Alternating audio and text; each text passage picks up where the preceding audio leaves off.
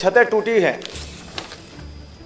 पूरे मैंने हर जगह की छतें रखा हुआ, यहाँ तक कि हमारे स्कूलों की छत गिर गई, बच्चों को नागपुर एडमिट करना पड़ा। नमस्कार, आप देख रहे हैं एचके न्यूज। मैं हूं आपके साथ हाशिम खान। आज विधानसभा की कार्रवाई के दौरान एक ऐसा मंजर देखने को मिला जिसने सबको चौंका दिया है। सिवनी से बीजेपी विधायक दिनेश राय मुनमुन ने आज सदन में अपनी ही सरकार के सामने तीखे सवाल दाग दिए। मुद्दा था सिवनी जिले के उन स्कूलों का जिनकी छतें जर्जर हैं, वो शौचालय जो बदहाली के आंसू रो रहे हैं। विधायक दिनेश राय मुनमुन ने इन आक्रामक तेवरों से न सिर्फ मंत्री जी को निरुत्तर किया बल्कि पूरे सदन का ध्यान अपनी ओर खींच लिया। देखिए विधानसभा का वो गर्मा गर्म बहस जिसमें गूंजी सिवनी की आवाज। यह वीडियो आप भी जरूर पूरा देखिएगा किस तरीके से सिवनी विधायक दिनेश राय मुनमुन ने सिवनी के जर्जर स्कूलों का मामला विधानसभा में उठाया है। श्री दिनेश राय मुनमुन जी। माननीय अध्यक्ष महोदय, मेरा प्रश्न है क्रमांक 1021। माननीय मंत्री जी। माननीय अध्यक्ष जी। आपका नहीं है, शिक्षा विभाग आ गया। माननीय अध्यक्ष जी, उत्तर सभा पटल पर रखें। माननीय सदस्य। माननीय अध्यक्ष महोदय, इसमें मैं आपका संरक्षण चाहूँगा क्योंकि मैंने माननीय मंत्री जी के विभाग से जो जानकारी मांगा वो अपूर्ण भी है और अशुद्ध भी है, क्योंकि इन नौनिहाल बच्चों का सवाल उठता है। जब हम स्कूलों में जाते हैं तो वो बच्चे हमारे लोगों के लिए इंतजार घंटों खड़े रहते हैं कलश लेके कि कोई विधायक आ रहे हैं तो हमारा कुछ सुनेंगे। और जब हम कोई भाषण देते हैं सबसे पहले भारत माता की जय बोलते हैं तो वही बच्चे बहुत तेज़ आवाज़ों से जय बोलते हैं। और उनके शिक्षकों को भी उम्मीद रहता है कि बच्चों के माध्यम से हम अपने आए जनप्रतिनिधि से कुछ मांग रख लें। जब हम उस स्कूल में जाते हैं माननीय अध्यक्ष महोदय, उन स्कूलों की वो छत दिखाते हैं हमको, ये ऐसी छतें टूटी हैं, पूरे मैंने हर जगह की छतें रखा हुआ, यहाँ तक कि हमारे स्कूलों की छत गिर गई, बच्चों को नागपुर एडमिट करना पड़ा। और हम वो मांग करते हैं कि उनकी बाउंड्री वालों की मांग करते हैं। तो अभी जो जानकारी मांगी है अध्यक्ष महोदय, माननीय जिन्होंने जानकारी हमारे माननीय मंत्री जी को दिया है, इस जानकारी में पूरे हमने मांगा था कौन से स्कूलों में कितने स्कूलों की हमें सूची दे दें जिनमें छत खराब है। बाउंड्री वाल का कुछ दिया है इन्होंने हाई सेकेंडरी हाई स्कूलों का, लेकिन हमारी प्राथमिक और माध्यमिक शाला का दिया नहीं। इसमें मैं इस बात से अचंभित हूँ, 357 नंबर का 2344014442 जे MS पिपरिया जाम जे है कहाँ मुझे नहीं पता।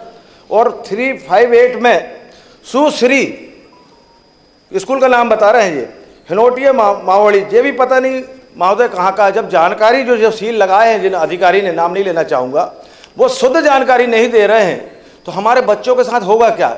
अधोसंरचना की राशि से करना चाहते, बाउंड्री वाल नहीं है।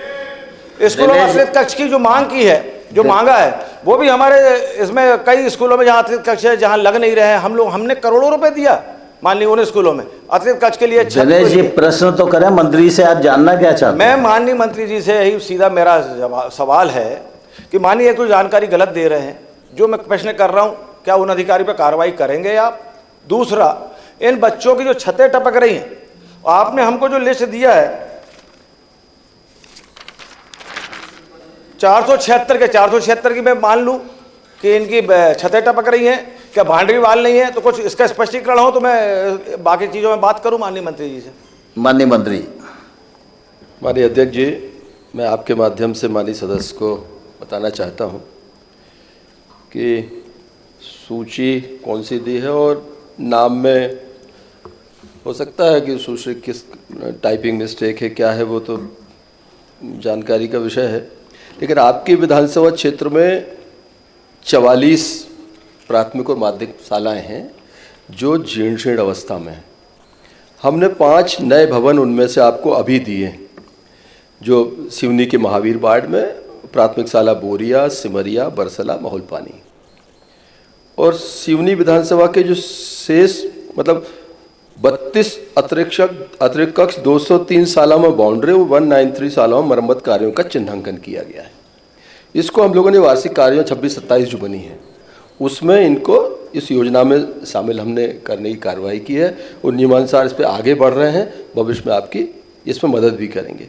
माननीय अध्यक्ष जी, आपके माध्यम से बताना चाहता हूं कि जहां तक जीर्ण शीर्ण शालाओं की बात है, हम लोगों ने पूरे प्रदेश में 1816 शालाओं को जीर्ण शीर्ण शामिल उसमें लिया गया है और ये 2025-26 में इनको हमने स्वीकृति हेतु एसएफसी के उसमें इसको भेजा गया है। भवन मरम्मत का भी हम लोगों ने प्लान तैयार किया है। 33,000 के आसपास भवन है जो मरम्मत की आवश्यकता है। हम लोगों ने 25-26 में लगभग 5,500 भवन को मरम्मत हेतु लिया है। भवन विहीन शालाएँ 375 हैं जिनको हम लोगों ने 230 को 25-26 में इनको शामिल किया है और आगामी समय में जो 145 का गैप है उसे 26-27 में पूरे करने का हमने लक्ष्य रखा है। और जो शौचालय हैं माननीय अध्यक्ष जी, बालक शौचालय उसमें गैप ज़्यादा है, 2700 का है, हमने अभी 332 स्वीकृत किए हैं। लेकिन आपके माध्यम से माननीय सदस्य को बताना चाहता हूं कि बालिका शौचालय जो है उनको हमने 100% 2721 की आवश्यकता थी, 2721 हमने बालिका शौचालय स्वीकृत किए हैं और इसी तरह विद्युतीकरण का है। अध्यक्ष महोदय, आपके माध्यम से मैं ये भी माननीय सदस्य को, चूँकि ये बड़ा महत्वपूर्ण प्रश्न है और शिक्षा बच्चों और अगली पीढ़ी से जुड़ा हुआ मामला है। माननीय मुख्यमंत्री जी के नेतृत्व में हम लोग कोशिश कर रहे हैं कि बीच का समय एक ऐसा आया था जहां सांदीपनी विद्यालयों के निर्माण के कारण उन्नयन, नए भवन, प्राथमिक शाला के भवन, इन सबको एक शिथिलता प्रदान की गई थी।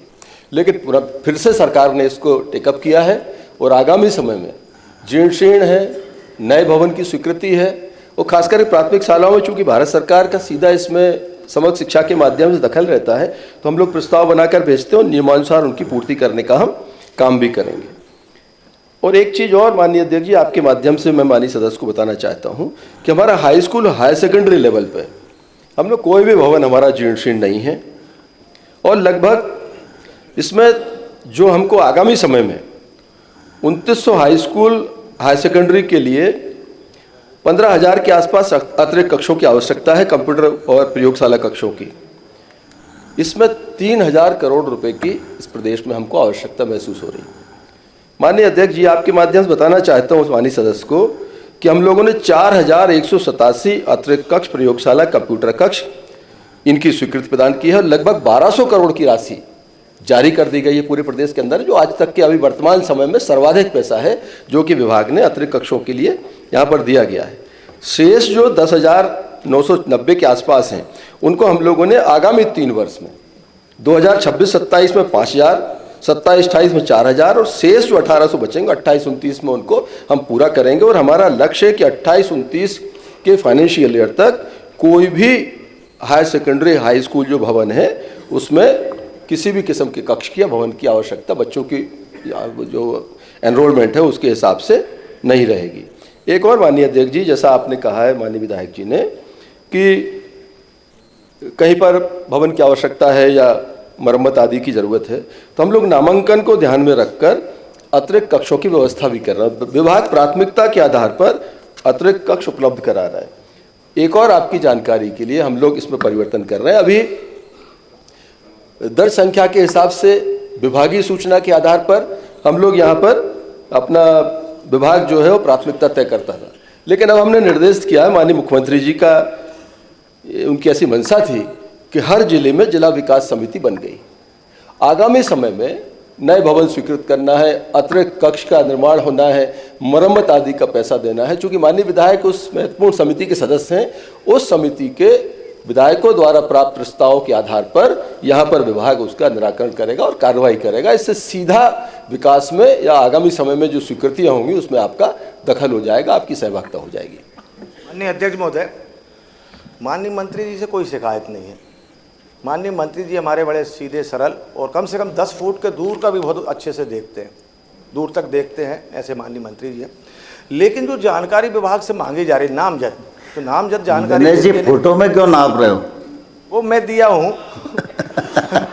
मेरा माननीय मंत्री जी से कहना है कि आपको पुनः वो जानकारी दे दिया, जैसे कन्या माध्यमिक शाला, उच्चतर माध्यमिक शाला सिवनी, मठ मंदिर वाला, जहाँ मैं खुद गया, मैंने करोड़ों रुपए दिया, माननी पूरी जर्जर बिल्डिंग है, और वो कहते हैं ऐसी कोई जर्जर बिल्डिंग नहीं जी, विभागीय। तो एक तय कर दें, आपका डीओ, आपका एसी, आपका क्या है वो उसका बीआरसी, कम से कम वो जाएं और टिप लिख के और वो जानकारी दें। वो जाते हैं नहीं, कोई स्थल में हमें कभी मिलते नहीं है, वो आप थोड़ा सा उसमें कर दें कि वो जा जाके निरीक्षण करें। और दूसरी बात, जब आपने स्कूल बना रहे हैं तो पहले तय कर दें कि बाउंड्री वाल भी उसमें बने, उसमें महिला और बच्चों का शौचालय बने। अभी हम जब जाते हैं कई स्कूलों में, हमारे गांव का क्षेत्र पड़ता है माननीय अध्यक्ष महोदय, तो हम लोग खुद वो पौवा शराब के फेंकते हैं जाके, पहले पहुंच जाते हैं टाइम से, गांव के लोग बाद में आते हैं टाइम से चलने, तो हम वो फेंकते हैं बाउंड्री वालों से, अंदर फेंके मिलते हैं। तो उसका भी उच्च दीवार हो। मेरा माननीय, आपने जब उन्नयन की बात की है, भैया सोहन जी 2 मिनट बात हो जाए, तो आप बहुत वरिष्ठ नेता हो, मेरे हिसाब से विधायक लगातार हो 3 बार के।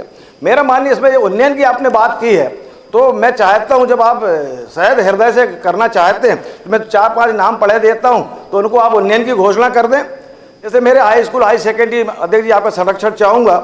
मेरा हाई स्कूल जैतपुर का हाई सेकेंडरी चाहता हूँ, मारबोड़ी में भी हाई सेकेंडरी, करकोटी, झील पिपरिया, बाकी, भोंगा खेड़ा, बलारपुर, कलारवाकी, बीसावाड़ी, चावड़ी, गोरखपुर, लाडगांव, केकला, देवरी कला, मैं लिस्ट दे दूंगा, इनको आप नोट करके इनको कर दे। इसी प्रकार हाई स्कूल का भी है उन्नयन मेरा, पहाड़ी टोला, केवलारी, सिहोरा, कमकसुर, कोहका, कंडीपार, सुकरी, आपके माध्यम से अब उन्नयन बहुत दिनों से रुका है। हम लोग जाते, कई हमारे ट्राइबल क्षेत्र के बच्चों ने स्कूल छोड़ दिया। एक गोरखपुर है जो अमरवाड़ा से लगा हुआ, छिंदवाड़ा जिला से। दिनेश जी, बस प्रश्न आ गया आपका, प्लीज। उसमें माननीय मंत्री जी प्लीज, प्रश्न आ गया। 1 मिनट उदय प्रताप जी, 1 मिनट उदय प्रताप जी, 1 मिनट। राजेंद्र पांडे।